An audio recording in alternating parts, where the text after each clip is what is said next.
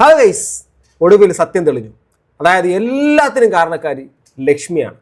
6 വർഷം കള്ളത്തരം എല്ലാം ഒളിപ്പിക്കാൻ വേണ്ടിയിട്ട് അവർ ഒളിച്ചിരിക്കുകയായിരുന്നു. അവസാനം വന്ന് പച്ചക്കള്ളം സമൂഹ മാധ്യമങ്ങളിലോ അടക്കം ഇപ്പം കാണുന്ന രീതിയിൽ മനോരമ ചാനലിൽ നിന്ന് രഹസ്യമായി വന്ന് കാര്യങ്ങളെല്ലാം പറഞ്ഞു പോയ ലക്ഷ്മിയാണ് ഒന്നാം പ്രതി. ലക്ഷ്മിക്കെതിരെ കേസെടുക്കണം. ലക്ഷ്മിയാണ് ഇതിൻ്റെ മെയിൻ.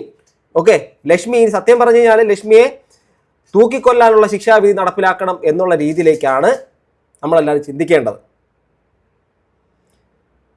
സത്യസന്ധമായിട്ട് പറയാം, എന്താ ഈ നടക്കുന്നത്?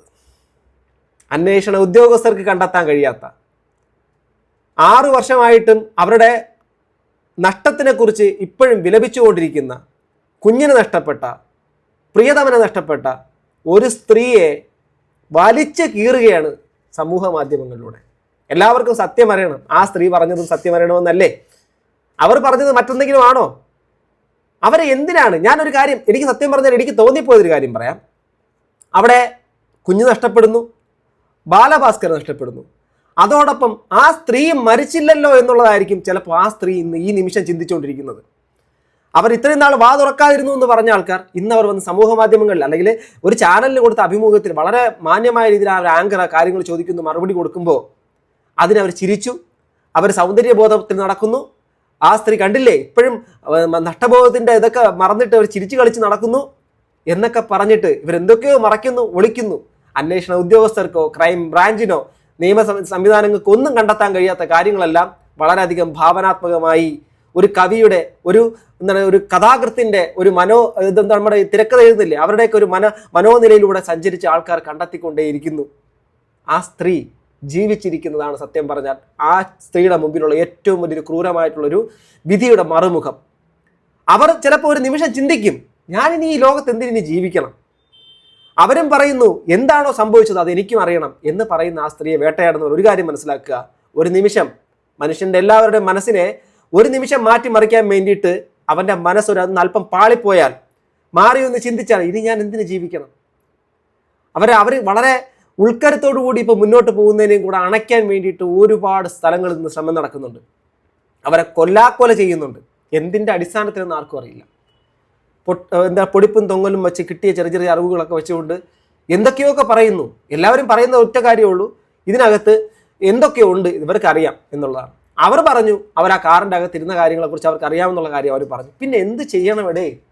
അവരിനി സൂയിസൈഡ് ചെയ്യണം, അവരിനി ജീവിക്കാതിരിക്കണം, അവർ ഈ ഭൂമുഖത്ത് നിന്ന് അപ്രത്യക്ഷമാവണം.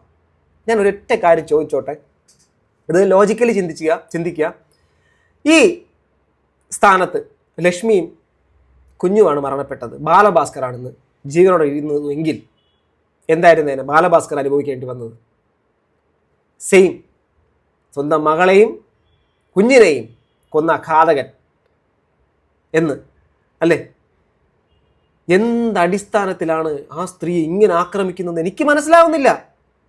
ഞാനൊരു വിഷയം എനിക്ക് നിയമപരമായി എനിക്ക് എൻ്റെ ഒരു സ്വാതന്ത്ര്യത്തെ തടസ്സപ്പെടുത്തുകയോ എനിക്കെതിരെ ഒരാൾ ആക്രമണം നടത്തുകയോ ചെയ്താൽ ഞാൻ പോകുന്ന സ്റ്റേഷനിലേക്കാണ്, ഞാൻ സഹായം തേടുന്നത് കോടതികളിലേക്കാണ്.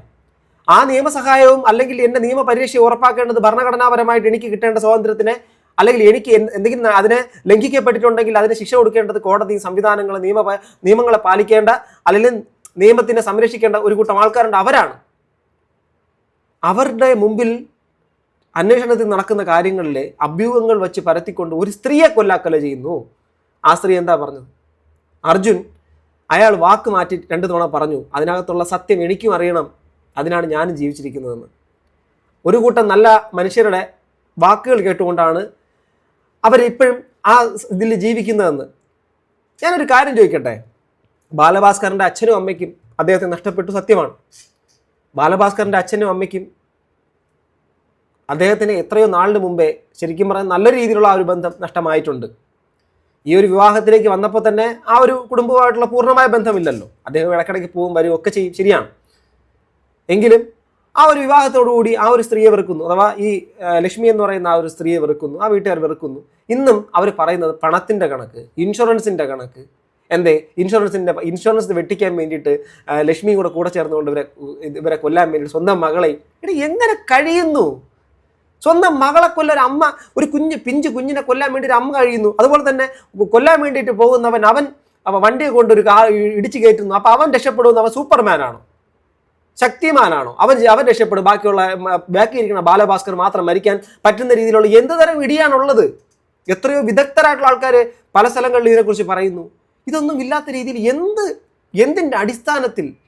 കുറച്ച് നാളിന് മുമ്പ് അവരുടെ സംസാരം വരുന്നതിന് മുമ്പ് വരെയും എനിക്ക് ഒരുപാട് കാര്യങ്ങൾ ഡൗട്ട് ഉണ്ടായിരുന്നു, ഞാനത് പങ്കുവച്ചിട്ടുണ്ടായിരുന്നു. പക്ഷേ ഇന്ന് ആ സ്ത്രീയെ ആക്രമിക്കുന്നതിൽ സത്യം പറഞ്ഞാൽ വളരെ വലിയൊരു ക്രൂരതയാണ്. എങ്ങാനും അവരുടെ മാനസിക നില നിങ്ങളെല്ലാവരും കൂടെ തകർത്തുകൊണ്ട് ആ സ്ത്രീക്ക് എന്തെങ്കിലും സംഭവിച്ചാൽ അവരെ ഈ കൂട്ടത്തോട് ആക്രമിച്ചവർ എല്ലാവർക്കും അതിനകത്ത് പങ്കുണ്ടാവും എന്ന് മാത്രമേ എനിക്ക് പറയാൻ വേണ്ടിയിട്ട് പറ്റുള്ളൂ. നമ്മൾ കാട്ടിലുള്ള വീഡിയോസ് നാഷണൽ ജിയോഗ്രഫിക് ചാനലിനകത്തും ഡിസ്കവറി ചാനലിനകത്തും കാണാറുണ്ട്. ഒരു മാനിനെ കിട്ടും കുറച്ച് ഹൈനാസിൻ്റെ കയ്യിൽ, ഹൈനയുടെ കയ്യിൽ കിട്ടിയുള്ള അവസ്ഥ അറിയാമല്ലോ. ഹൈന എന്ന് വെച്ചാൽ പച്ചയ്ക്ക് കടിച്ച് തിന്നും, അത്രത്തോളം ബൈറ്റിംഗ് കപ്പാസിറ്റി ഉള്ളൊരു മൃഗമാണ്. അത് പച്ചയ്ക്ക് കടിച്ച ജീവനോടുള്ള ജീവിയുടെ വയറുഭാഗവും ഒക്കെ അതിനെ കുടലൊക്കെ അടക്കം ഇങ്ങനെ വലിച്ച് പറിച്ചെടുത്ത് തിന്നുകൊണ്ടിരിക്കും. അപ്പോഴും ആ ജീവി മരിച്ചിട്ടുണ്ടാവത്തില്ല, അത് നോക്കിക്കൊണ്ട് നിൽക്കും. അതുപോലത്തെ ഒരു അവസ്ഥയാണ്. ഇത് കേൾക്കുന്ന പല ആൾക്കാരും അവർക്ക് എന്തിൻ്റെ അടിസ്ഥാനത്തിലെന്ന് അറിയത്തില്ല. ഇവരെ കുറ്റം പറഞ്ഞേ എന്നുള്ളൊരു സാഹചര്യം പറഞ്ഞേ പറ്റൂ. നിങ്ങളെന്താ അവരെ ഇങ്ങനെ പറയുന്നത്, വൈറ്റ് വാഷാണോ എന്നൊക്കെ എൻ്റെ അടുത്ത് കഴിഞ്ഞൊരു വീഡിയോക്കകത്ത് കമൻറ്റ് ഇട്ടു. ഞാൻ ഇത്രയും ദിവസം കഴിഞ്ഞിട്ട് ഒരു വീഡിയോ ചെയ്യുന്നത്. സത്യം പുറത്തു വരുമെന്ന് ഞാൻ ഉറച്ച് വിശ്വസിക്കുന്നുണ്ട്, എന്തെങ്കിലും നടന്നിട്ടുണ്ടെങ്കിൽ. പക്ഷേ ഇപ്പം നോക്കൂ, ബാലഭാസ്കറിനെ ഒരു സ്മഗ്ലിങ്ങിൻ്റെ ആളായിട്ടൊക്കെ മാറ്റുന്ന രീതിയിലേക്കുള്ള കാര്യങ്ങൾ പൊയ്ക്കൊണ്ടിരിക്കുന്നു. ആ സ്ത്രീ എന്തുമാത്രം വേദനിപ്പിക്കുക, മരിച്ചുപോയ ആ മനുഷ്യനെ എന്തുമാത്രം വേദനിപ്പിക്കും. ഒരു മ്യൂസീഷ്യനെ സംബന്ധിച്ചിടത്തോളം, എനിക്ക് മ്യൂസിക്കിനെ കുറിച്ച് ഞാൻ സത്യം പറഞ്ഞാൽ സംഗീതത്തിനെ വളരെയധികം അഗാധമായി സ്നേഹിക്കുന്ന, അതിനെ നിരന്തരം പഠിക്കുന്ന അഭ്യസിക്കുന്ന ആളും കൂടിയാണ് ഞാൻ. ഒരാൾ ഒരു ദിവസം 1 അവറെങ്കിലും 1 മണിക്കൂറെങ്കിലും സംഗീതത്തിന് വേണ്ടി പ്രാക്ടീസിന് വേണ്ടി മാറ്റിവെക്കുന്നതിനെ കുറിച്ച് തന്നെ വളരെ വലിയ കഷ്ടമാണ്, ഡിഫിക്കൽട്ടാണ്. അങ്ങനെയുള്ളൊരു വ്യക്തി ഒരു ദിവസം 6-8 മണിക്കൂർ മ്യൂസിക്കിന് വേണ്ടി ഒഴിഞ്ഞു വെക്കുന്ന, പ്രാക്ടീസിന് വേണ്ടി ഒഴിഞ്ഞു വെക്കുന്ന ആ വ്യക്തി ഈ പറഞ്ഞ സ്മഗ്ലിങ്ങിൻ്റെ അകത്ത് അദ്ദേഹത്തിനെ കൊണ്ട് കെട്ടി അയാളുടെ പേരിന് അയാൾ ഒരു വയലിനിസ്റ്റ് എന്നുള്ള സംഭവത്തിൻ്റെ അത് ഗോൾഡ് കേസിൽ പ്രതിയായിട്ടുള്ള ലെവലിലേക്ക് അദ്ദേഹത്തിനെ മാറ്റി, അയാളുടെ ഈ ഒരു സംഭവത്തിന് പിന്നിൽ എന്തോ ഒരു കൊട്ടേഷൻ ഗൂഢാലോചന ബന്ധത്തിൻ്റെ അകത്തൊക്കെ അയാളെ വരുത്തി തീർത്ത് അയാളെ കൊല്ലാക്കൊല മരണത്തിന് ശേഷവും ചെയ്ത് അയാളുടെ വിധവയെ, ആ കുഞ്ഞിന് നഷ്ടപ്പെട്ട അമ്മയെ പിച്ച് ചീന്തുമ്പം എന്ത് കിട്ടുന്നു എന്ന് എനിക്ക് മനസ്സിലാവുന്നില്ല. അവർ പ്രതിയാണോ, അവർ കുറ്റക്കാരിയാണോ, അത് തെളിയിക്കപ്പെടട്ടെ, കാത്തിരിക്കാം. അവർ തെറ്റുകാരിയാണെങ്കിൽ അത് ശിക്ഷിക്കപ്പെടട്ടെ, കാത്തിരിക്കാം. അന്ന് നമുക്ക് ചാപ്പ കുത്താം. ഇന്ന് നമ്മൾ എന്തടിസ്ഥാനത്തിലാണ് അവരൊരു ഇൻ്റർവ്യൂ 6 വർഷം മിണ്ടാതിരുന്നപ്പോൾ അവർ എന്തെല്ലാം പറഞ്ഞു, 6 വർഷത്തിന് ശേഷം അവർ നിശബ്ദതയെ ലംഘിച്ചുകൊണ്ട് അല്ലെങ്കിൽ ആ ഒരു ഇതിനെ ഒഴിവാക്കിക്കൊണ്ട് അവർ സമൂഹ മാധ്യമങ്ങളിൽ അല്ലെങ്കിൽ നമ്മുടെ മുമ്പിലേക്ക് സംസാരിക്കാൻ വന്ന ആ സ്ത്രീയെ ഇങ്ങനെ വലിച്ചു കീറുന്നത് കാണുമ്പം നാളെ നിങ്ങൾക്ക് അങ്ങനെ ഒരു സാഹചര്യം വരാതിരിക്കട്ടെ എന്ന് മാത്രമേ പറയാൻ വേണ്ടിയിട്ട് പറ്റുള്ളൂ. നമുക്ക് എപ്പോഴും മറ്റുള്ളവരുടെ കാര്യം ഭയങ്കരമായിട്ട് ആധികാരികമായിട്ട് പറയാം. അതേ കാര്യം സ്വന്തം ജീവിതത്തിൽ വന്നു കഴിഞ്ഞാൽ ഹെൽപ്ലെസ് ആയി, നിസ്സഹായയായി അല്ലെങ്കിൽ നിസ്സഹായനായി നിൽക്കുമ്പോൾ മാത്രമേ മനസ്സിലാവുള്ളൂ എന്തോ അകാരണമായ വെറുപ്പ്. ഒരു കാരണവുമില്ല, ആർക്കും അറിയില്ല. ബാലഭാസ്കറിന്റെ ഭാര്യ രശ്മി അറിയത്തില്ല, എങ്കിലും വെറുപ്പാണ്. ഇഷാൻ ദേവിനോട് വെറുപ്പാണ്, സ്റ്റീഫൻ ദേവസിയോട് വെറുപ്പാണ്, ഇങ്ങനെ ഒരു കൂട്ടം ആൾക്കാരുണ്ട്, അവരോടെല്ലാം വെറുപ്പാണ്. പക്ഷേ ഇവരെന്താണ് ചെയ്തതെന്നുള്ള കാര്യം ഈ പറയുന്ന ആർക്കും അറിയില്ല. അത് അന്വേഷണ ഉദ്യോഗസ്ഥർക്ക് അന്വേഷണത്തിന് കണ്ടെത്താൻ പറ്റത്തില്ല. പക്ഷേ അവിടെ നിന്നും ഇവിടെ നിന്നും പല ആൾക്കാരുമൊക്കെ ഈ സോഷ്യൽ മീഡിയക്കകത്തൂടെ പറയുന്ന കാര്യങ്ങളിലൂടെ മിസ്ഇൻ്റർപ്രിട്ടേഷൻ വന്ന് ആ ഒരു കാര്യത്തിനെ മറ്റൊരു തരത്തിലേക്ക് കൊണ്ടുപോയി ഒരു വല്ലാത്തൊരു ട്രാജഡിയാണ് സോഷ്യൽ മീഡിയയിലൂടെ നടന്നുകൊണ്ടിരിക്കുന്നത്. ആ സ്ത്രീയുടെ ജീവന് സത്യം പറഞ്ഞാൽ ഇന്ന് ശക്തിയായിട്ട് നിൽക്കുന്ന ആ ഒരു മരണപ്പെട്ടു പോയ അദ്ദേഹവും ആ ഒരു കുഞ്ഞും ആ വേദന തിന്ന് മരിക്കാതെ ജീവിക്കുന്ന ആ സ്ത്രീയെ മരണത്തിലേക്ക് തള്ളിവിടാൻ പോകുന്ന രീതിയിലുള്ള സോഷ്യൽ മീഡിയ ഭർസനങ്ങൾ കേൾക്കുമ്പം, ഈ ഒരു ഹെയ്റ്റ് ക്യാമ്പയിൻ കാണുമ്പോൾ സത്യം പറഞ്ഞാൽ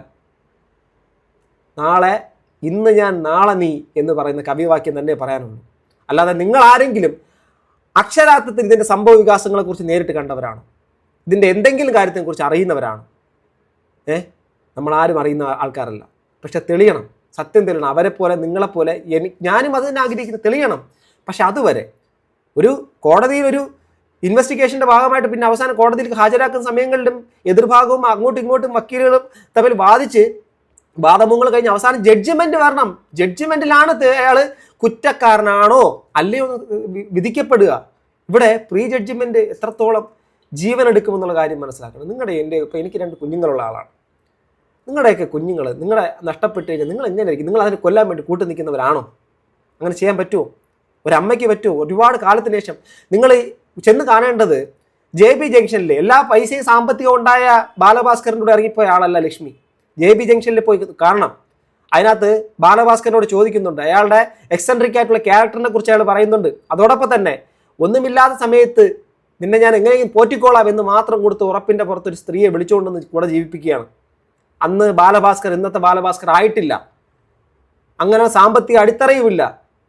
ആ സ്ത്രീ ഇവർ വളരെയധികം കഷ്ടപ്പാടിലൂടെയും ബുദ്ധിമുട്ടിലൂടെയും കടന്നുപോയവർ തന്നെയാണ്. ബാലഭാസ്കറിന്റെ കഴിവുകൊണ്ട് തന്നെയാണ് വളർന്നത്, സത്യമാണ്. അത്രത്തോളം ഭാര്യയെ വളരെ സ്നേഹത്തോടു കൂടി സംസാരിക്കുന്ന അദ്ദേഹം അവസാനം അയാളെ കൊല്ലാൻ, അല്ലെങ്കിൽ ആ കുഞ്ഞിനെയും കൂടെ ഒരുമിച്ച് രണ്ടെണ്ണത്തിന് ഒഴിവാക്കാൻ വേണ്ടി ആ സ്ത്രീ തീരുമാനമെടുത്തതുപോലെ പറഞ്ഞ് പ്രചരിപ്പിക്കുന്ന രീതി, അത് കർമ്മ ഈസ് എ ബൂമറാങ്. അത് ആർക്കും തിരിച്ചടിക്കാതിരിക്കട്ടെ. അകാരണമായ ഒരു സ്ത്രീയെ കൊല്ലാക്കൊല ചെയ്യുമ്പോൾ, അറിയാത്ത കാര്യങ്ങൾ അവരുടെ മേൽ ആരോപിക്കുമ്പോൾ, അതിൻ്റെ സത്യം പുറത്തു വരട്ടെ. അവരാണോ മറ്റുള്ളവരാണോ ആരാണെങ്കിൽ തമ്പിയാണോ അർജുനാണോ ആരാണോ അതൊക്കെ പുറത്തു വരട്ടെ. പക്ഷേ നിരന്തരമായി സോഷ്യൽ മീഡിയ അറ്റൻഷൻ കിട്ടുമെന്നുള്ള ഒറ്റ കാരണം കൊണ്ടൊരു സ്ത്രീയെ ഇങ്ങനെ വലിച്ചു കയറുമ്പോൾ അത് കർമ്മ ഈസ് എ ബൂമറാങ്. ഇന്ന് ഞാൻ നാളെ നീ എന്ന് മാത്രമേ എനിക്ക് പറയാനുള്ളൂ. ആരായിരുന്നാലും ഇതേക്കുറിച്ച് നിങ്ങളുടെ അഭിപ്രായം എന്നെ തെറിയാണെങ്കിലും വിളിച്ചോ, ഒരു കുഴപ്പമൊന്നുമില്ല. താഴെ കമൻറ്റ് ബോക്സിൽ രേഖപ്പെടുത്തുക. അടുത്തൊരു വീഡിയോ കാണുന്നത് ഗൈസ്. ബൈ.